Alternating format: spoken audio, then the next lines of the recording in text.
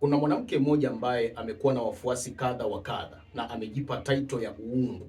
Sasa mara kadhaa amekuwa akionekana akifanya vitu ambavyo ni machukizo, makufuru, na asilimia kubwa ibada zake na maombezi yake yamejikita katika kuamsha roho za watu waliokufa ndani ya watu wengine. Sasa huyu ana kundi kubwa sana la watu ambao wanaambatana naye. Lakini nikwambie siku ya leo kwamba huyu sio chizi. Anafahamu anachokifanya. Agano aliloingia na kuzimu analitambua. Yaani kwa ufupi ni wakala ambaye yuko duniani akijitambua kwamba mimi ni wakala na niko hapa kwa mission maalum. Kwa huyu ni tofauti na wale ambao unaweza kusema kwamba Mungu uwasamee maana hawajui walitenda. Huyu anajua analolitenda kwa sababu kabla ya kuingia hapo alipokuwa aliwahi kumfahamu Mungu mwanzo. Aliwahi kuokoka wakati wa nyuma. Kwa kipawa cha wokovu alishawahi kukionja. Sasa imefika wakati kwa akili zake timamu akaamua kuwa disconnected na neema ya Mungu. Na haya makufuru mnaona anayafanya leo, hakuanza leo. Makufuru haya alianza siku ya kwanza alipokwenda kuchukua mikataba huko gizani kwa sababu ya vishawishi kadha wa kadha alivyokutana navyo kwenye maisha ya huduma. Kuna watumishi wanamwacha Yesu kwa sababu ya vishawishi wanavyokutana navyo kwenye huduma, aidha anapokuwa anapita kwenye mazingira magumu, changamoto na vitu kama hivyo. Sasa hiki ndicho kimetokea kwa huyu mtu. Kwa ni mwanamke aliyebeba majina ya makufuru. Majina yote mnaona anajipa ambayo hayatakiwi mwanamke kujipa na mwanadamu kujipa, tunaita ni majina ya makufuru, na ndo tafsiri halisi ya mpinga Kristo. Kwa hiyo huyu kwa sehemu, sio kikamilifu, kwa sehemu anasimama kama vitangulizi vya mpinga Kristo duniani kwa sababu amegoma kwa makusudi kuutambua uwepo wa utendaji wa Yesu Kristo aliye hai na ameamua kuyabeba majina ya makufuru. Kitabu cha Ufunuo sura ya 13 mstari wa kwanza anasema, kisha nikaona mnyama akitoka katika bahari mwenye pembe 10 na vichwa 7, na juu ya pembe zake ana vilemba 10, na juu ya vichwa vyake majina ya makufuru. Kwa majina mnaona anajipa kila leo ni majina ya makufuru, na ndo tafsiri halisi ya vitangulizi vya mpinga Kristo. Kwa hawa wanatengeneza njia ya mnyama, na alitumwa kukufuru. Kuzimu ilimtuma kukufuru, na makufuru yote unaona anafanya leo alijifunza kwanza huko chini kabla ya kuja nayo duniani. Lakini pia mwanamke huyu ni mwenyekiti wa mawakala waabudu shetani wa kike Afrika nzima. Huyu ndo rais wao. Kwa ana cheo kikubwa sana huko gizani, na kwa cheo hicho analazimika kuwa na fedha za kutosha, analazimika kuwa na wafuasi wa kutosha. Kwa kwenye upande wa wafuasi, iwe utapenda ama upendi, almaadamu ulijichanganya kwenye network zake, anakuchukua mateka, anakufunga ufahamu. Na maana ni mwanadamu gani mwenye akili timamu anayejitambua anageuka kusema kwamba eti mwanadamu mwenzake aliyezaliwa na mwanadamu ambaye anakuwa na anaelekea kuzeeka eti ni Mungu? Mwanadamu mwenye akili timamu hawezi kuwa na ufahamu wa namna hiyo kwamba mwanadamu mwenzake ni Mungu. Never. Isipokuwa akili yako inachezewa. Kwa ana cheo kikubwa sana kwenye ulimwengu wa giza huko. Manake Freemasons wa kike, waabudu shetani wote wa kike, walio connected na ufalme wa giza Afrika nzima. Huyu ndo mwenyekiti wao, ndo kiongozi wao, na kuna wakati hao wanawake huwa wanakaa vikao na huyu anakwenda kama mgeni rasmi wao. Kwa mimi nimejitoa kusema ukweli. Maana tukiendelea kuchekea huu pumbavu huko tunapoelekea, watu wataendelea kutumbukizwa mashimoni wakiwa hai. Maana ukiwa connected kwenye madhabahu kama hii ukawekwa zile mihuri, kuzimu siku itakapotaka ikuue, inakuua very easy kwa sababu tayari upo kwenye miliki yao. Kwa nitachukua machafu yenu yote ya rohoni, nitayaleta mwilini.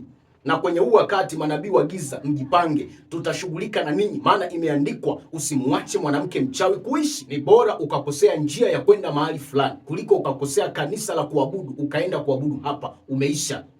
Maandiko yanasema wamepofushwa fikra zao isiwazukie nuru ya Kristo. Wamepofushwa akili, wamepofushwa ufahamu, wanaamini huyo ni Mungu. Mungu anaenda chooni, Mungu anazeeka, Mungu ambaye bila makeup uso ni mbaya. Guys, ifike wakati tuwe serious basi. Sasa onyo hili nipende pia kuliambatanisha na onyo kwa watumishi wa Mungu, wahubiri ambao wamekuwa mkihubiri injili mitaani, mijini na vijijini. Sasa kumekuwa na utaratibu wa wahubiri wanapokwenda kusimama mahali ili kuhubiri, anakwenda na kikapu cha kukingia sadaka huko nje huko. Kwa anaenda kufanya ushuhudiaji sehemu fulani, yuko na spika yake na microphone na kikapu cha sadaka. Kwa akianza kuhubiri anaweka kikapu cha sadaka mbele ili watu wakipita wadondoshe kitu kidogo. Huu sio utaratibu wa Injili. Na ndio itafika wakati Injili itaanza kutukanwa kwamba akionekana mtu anahubiri watu wanajua lengo lake ni pesa. Lengo lake tu ni sadaka. Hakuna utaratibu wa namna hiyo kwenye Biblia. Kama umejitoa kuhubiri Injili, hubiri Injili. Kwa bali utaishi vipi, Mungu atajua utaishi namna gani. Kitabu cha Mathayo sura ya 10 mstari kuanzia wa 8 anasema, pozeni wagonjwa, fufueni wafu, takaseni wenye ukoma, toeni pepo, mmepata bure, toeni bure. Msichukue dhahabu wala fedha wala mapesa mishipini mwenu, wala mkoba wa safari, wala kanzu mbili, wala viatu, wala fimbo, maana mtenda kazi astahili posho lake. Kwa posho lako Mungu anajua kwamba unastahili, na yeye anajua ni njia gani ataitumia kukupatia ama kukutunza, na sio utaratibu wa kwenda na vikapu vya kukusanyia sadaka kwa watu unaowahubiri. Kwa hiyo hii itasababisha kwanza watu wa kudharau, lakini pia kuna watu watakuchukulia kawaida kwamba hata wakikuona umekuja kuhubiri wanajua ndo zake huyu bwana anatakaga tu sadaka. Unajiharibia huduma yako wewe mwenyewe. Fuata utaratibu na misingi ya Biblia. Kama umekwenda kuhubiri, kwa nini unataka kukusanya mapesa, unataka kukusanya mali hapo?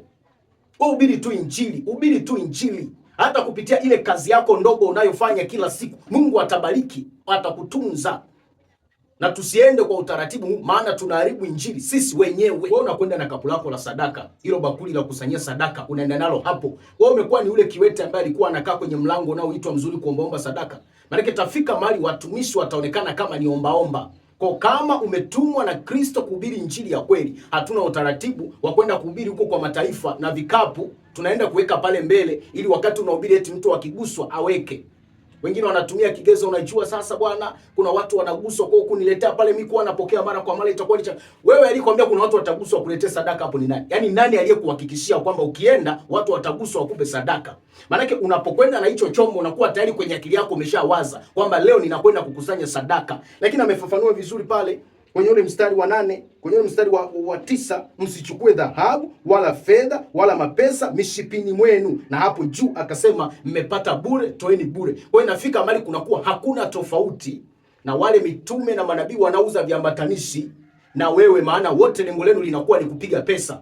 Kwa unakuta yani ndio utaratibu wake. Mahali popote akienda kuhubiri Injili, kibakuli kaweka mbele. Mahali popote akienda kuhubiri Injili huko mitaani, kikapu kaweka mbele pale.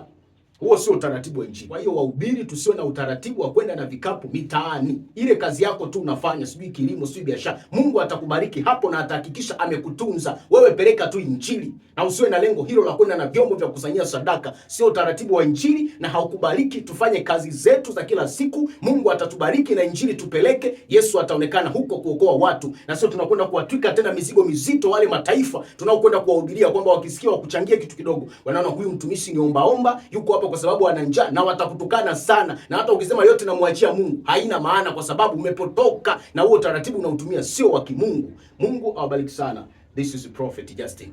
Shalom.